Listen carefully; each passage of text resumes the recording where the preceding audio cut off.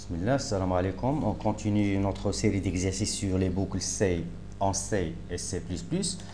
Un autre énoncé, donc ce sera le 11e, il dit la chose suivante. Donc on vous demande d'afficher par un programme C ou C++, d'afficher tous les mots possibles de 3 caractères en n'utilisant que les caractères de A à Z. C'est-à-dire d'afficher toutes les combinaisons possibles de mots, donc des mots, des combinaisons qui vont correspondre à des mots. Les combinaisons possibles ou bien les mots possibles composés uniquement de 3 caractères en exploitant que les caractères de A à Z, c'est-à-dire en exploitant que les caractères A, B, C, D et E, c'est-à-dire que les 5 caractères compris entre A et E en majuscule. Donc on souhaite réaliser toutes les combinaisons possibles composées de 3 caractères en exploitant que l'ensemble des caractères composés des caractères suivants de A à E, c'est-à-dire A, B, C, D et E. Donc, je vous ai préparé un scénario sur les combinaisons que l'on souhaite réaliser. Donc, la première combinaison, donc, comme vous le voyez, composée de 3 caractères. La première combinaison composée de 5 mots. Chaque mot est composé. Donc, toutes les combinaisons seront composées uniquement de 3 caractères. La première combinaison, donc, composée de 5 mots. La remarque qu'on peut faire, donc, le premier mot c'est 3A, le second mot c'est AAB, AAC, AAD, AAE. La remarque qu'on peut faire sur ce premier bloc, c'est que le premier caractère reste constant, le second reste de même constant, c'est-à-dire A. Le troisième caractère, il varie de A à E. Donc ça, ce sont les 5 premières combinaisons. La seconde combinaison, toujours le premier caractère reste constant, c'est A. Le second caractère, donc ici par rapport à le premier bloc, un changement de caractère de A vers B. Le troisième caractère, il varie une autre fois de A à E. Les 5 autres combinaisons, donc changement toujours, le premier caractère reste constant. Le second, donc, il varie de B vers C, c'est-à-dire le troisième caractère C. Le troisième, il refait donc le tour de A à E. La quatrième combinaison, toujours, le premier caractère reste constant, c'est A. Le second caractère, il change de C vers D, c'est-à-dire le quatrième caractère. Puis le troisième caractère refait à tour donc de A à E. La cinquième, ou bien le cinquième bloc, toujours le premier caractère reste constant.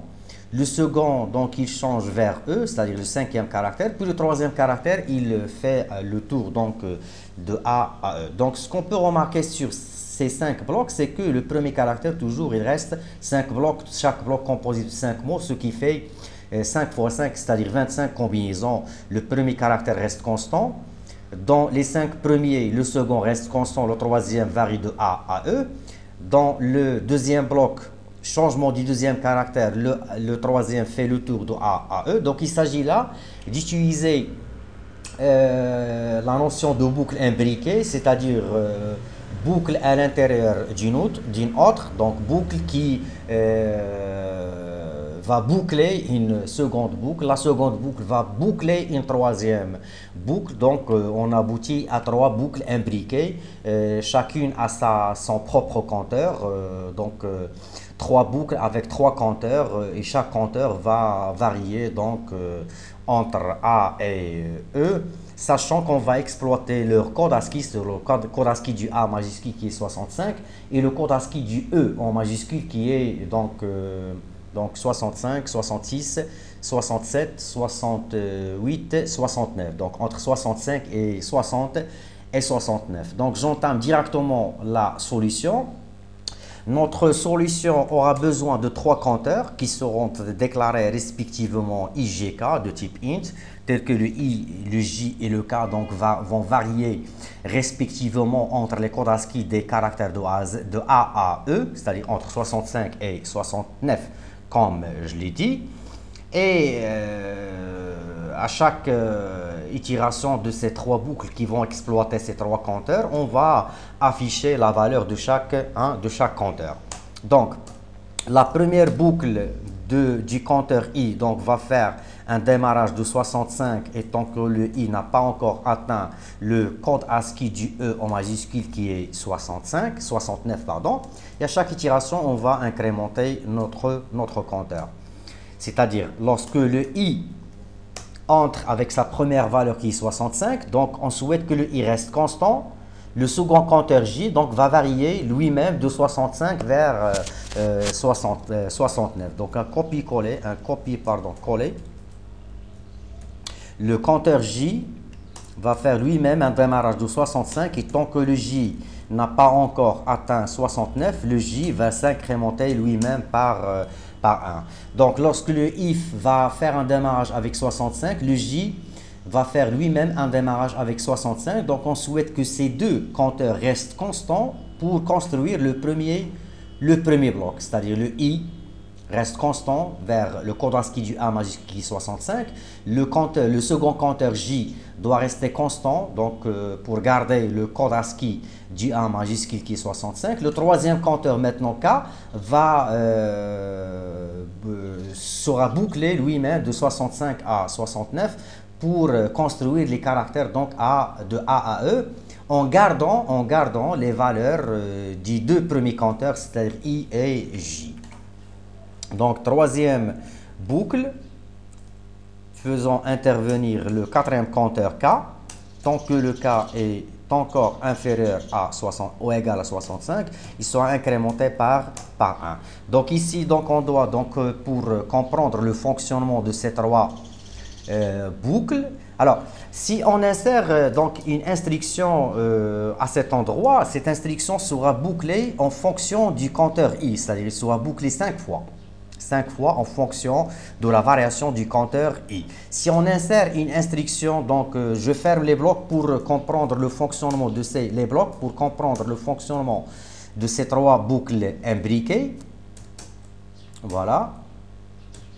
J'ai dit si j'insère une instruction ix à cet endroit, cette instruction sera bouclée en fonction du compteur i, c'est-à-dire 5 fois. De même, si je l'insère avant la fermeture du bloc du compteur i, sera bouclé en fonction du compteur i, c'est-à-dire 5 fois. Maintenant, si on insère une instruction à l'intérieur de la seconde boucle, c'est-à-dire la boucle du compteur j, cette instruction sera bouclée 5 fois en fonction du compteur j et 5 fois en fonction du compteur. Vu que la boucle du compteur j sera bouclée par la boucle du compteur i 5 fois, donc la boucle du compteur j sera bouclée par la boucle du compteur i 5 fois, ce qui fait l'instruction ix il sera bouclée 5 fois, c'est-à-dire 25 fois. De même, si on l'insère avant la fermeture du bloc du compteur J, il sera itéré ou bien bouclé 25 fois. Si on insère maintenant notre instruction à l'intérieur du bloc de la boucle du compteur A, donc il sera réexécuté 5 fois 5 fois 5 fois, c'est-à-dire 125 fois. Et c'est là qu'on doit insérer notre instruction qui va afficher respectivement la conversion. Donc on ne souhaite pas afficher 65 donc les valeurs du compteur i, mais plutôt les caractères correspondants en exploitant la technique de conversion donc explicite. Donc à chaque fois donc on va convertir la valeur du compteur i par la notion de conversion explicite, c'est-à-dire le i à chaque itération de cette instruction, on va le convertir avec le type char pour construire le caractère correspondant qui est, je ne sais pas, A, B ou bien C jusqu'à E. De même, on va afficher le char de J, le char de J. Et enfin, on va afficher donc le char du K. Donc en l'exploitant, comme je l'ai dit, la technique de conversion explicite. Donc, je clôture mon programme avec un système pause. Voilà.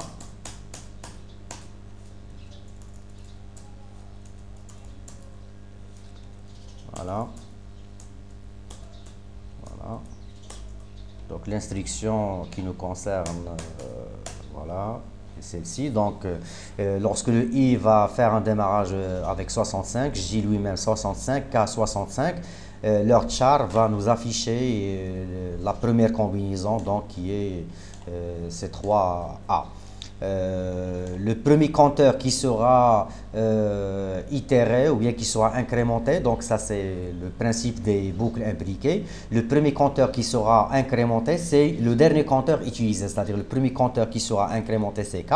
Et lorsque le K atteint sa valeur finale, c'est-à-dire 65, il va donner sa balle ou bien la balle au second compteur, J, pour s'incrémenter vers 66. Lorsque le compteur J atteint la valeur 69, c'est-à-dire sa dernière valeur, il va donner la balle au premier compteur, I, pour s'incrémenter vers la valeur suivante, 66, et ainsi de suite jusqu'au affichage ou bien jusqu'aux exécutions de cette instruction. Donc, comme je l'ai dit, 125 fois. Donc, je sauvegarde mon code, je compile, j'exécute mon programme. Donc, comme vous le voyez, notre programme a pu afficher les combinaisons souhaitées, les combinaisons de A, 125 combinaisons, 125 mots si vous voulez, composés de 3 caractères en exploitant que les caractères de A à Z. La première combinaison, c'est le mot 3A. La dernière combinaison, c'est une combinaison composée de 3 E. Merci.